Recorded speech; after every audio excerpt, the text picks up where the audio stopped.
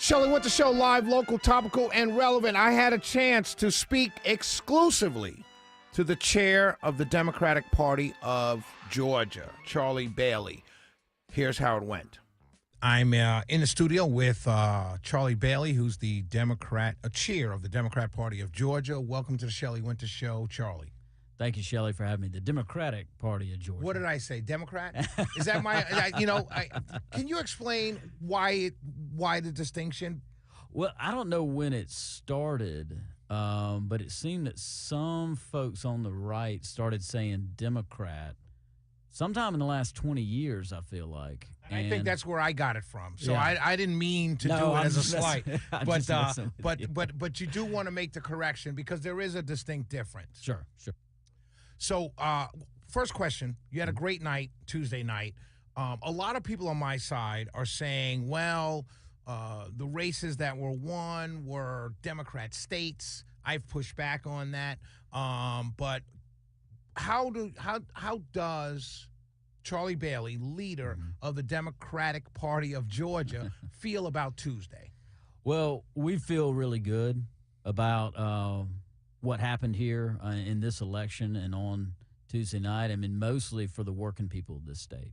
That's who this win really was for. You know, what was on the ballot is,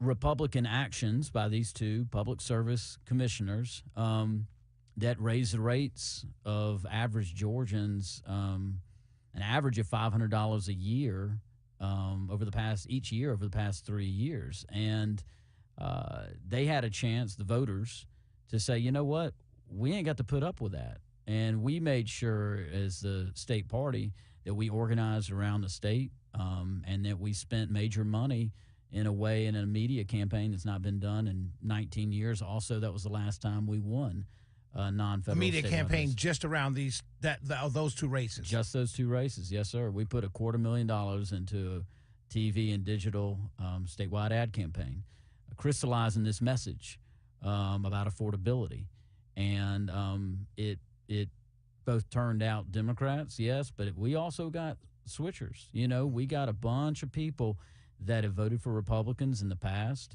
whether they call themselves Republicans or they call themselves independents, and they voted for Democrats this time because they knew that these Democrats were going to do better by them and their families' pocketbook. Do you think the messaging coming out of the right, the messaging of we don't want to go the way of California, and I questioned that messaging because what I thought was, well, if your rate is already high, the argument is I'm already in California. Do you think that hurt the Republicans? And then also, I want to question B to that question is, do you think a lot of Republicans simply stayed home because their rates were high and they weren't going to vote for a Democrat as a switcher, as you call it, but they just stayed home? Do you think that was what was going on our side? So to the first, yes, I think that message almost can boomerang. I mean, you can't message around reality, you know, and the reality is you put it yourself. Wait, my bills have already gone up and y'all did that. You can't point the finger anywhere else. You're there. And so when you try sometimes to message around reality, it can boomerang and get even worse because then people are saying, hey, you think I'm too stupid to understand. Fair enough. And so I think that I think that did have an effect. To your second question, it's always a mix of those things. There were people that might call themselves Republicans, or maybe they've just voted for Republicans and they voted for two Democrats. But undoubtedly, and when we get a deeper dive, you know, when we get all the information back, we'll be able to answer this more fully. But undoubtedly, at the same time you have people that get depressed, meaning they may not necessarily come out and vote for a Democrat, but doggone, I ain't gonna vote for these two folks. Right. We're in the studio with Charlie Bailey. He is the chairman of the State Democratic Party of Georgia. Had a big victory this Tuesday. On my show this summer, when you were elected, there was back and forth. People were upset, but you're the guy. And I said back then, Charlie Bailey's going to go all out in these races in November. But not only the statewide races. Did you combine the messaging with the statewide races? Because you've got some victories. Ackworth a young lady in Ackworth beat an incumbent. She's a Democrat. You had victories all over the state in places, Alpharetta and Johns Creek, places like that. Can you talk? Did you combine your efforts, or were these just the way the demographics are going? Well, I think, all those candidates deserve a hell of a lot of credit. I mean, they did a lot of work, but we did do joint efforts, not in every single town, but in particular in Roswell, where Mary Robichaud is in a runoff right now with an incumbent, nonpartisan, but Republican mayor. It's funny, we all say nonpartisan, but we all know this. Everybody knows. Right. Everybody knows. We flipped a mayor's race in Noonan. Again, and was that something you sought to do? When you took over in the summertime, you looked at these situations and you sought to do that. It didn't just happen by itself. Yes, we knew that we thought there would be opportunity, based on the environment that we are in. And look, we're not separated in Georgia from the national environment. Mm-hmm. And you can see a through line of affordability through Georgia, Virginia, up to New Jersey.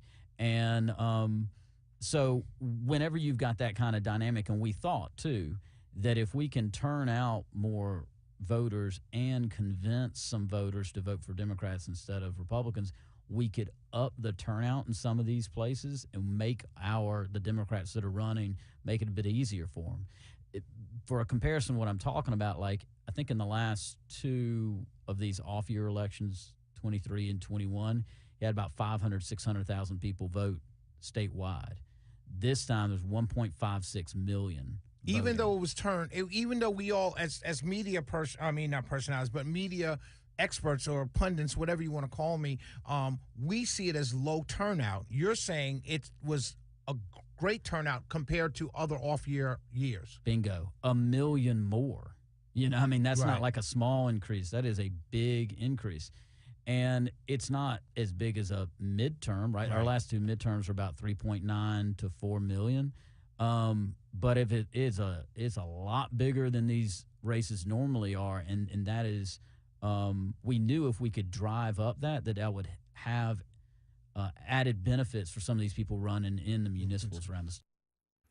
Did you hear that, ladies and gentlemen? The second part of this interview is going to play after the break. I just want to cover a couple things.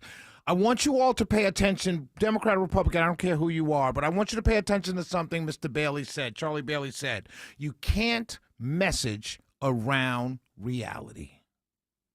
I want that to sink into everybody's heads. You can't message around reality. So no matter what he's saying, and he's saying it very clearly to everybody, Democrats and Republicans, you can't message around what people are going through. You can't tell them that things are better when they're not. You can't tell them there's nothing to see here when there is something to see here. That's what he's saying. He's saying it to everybody. You can't message around reality.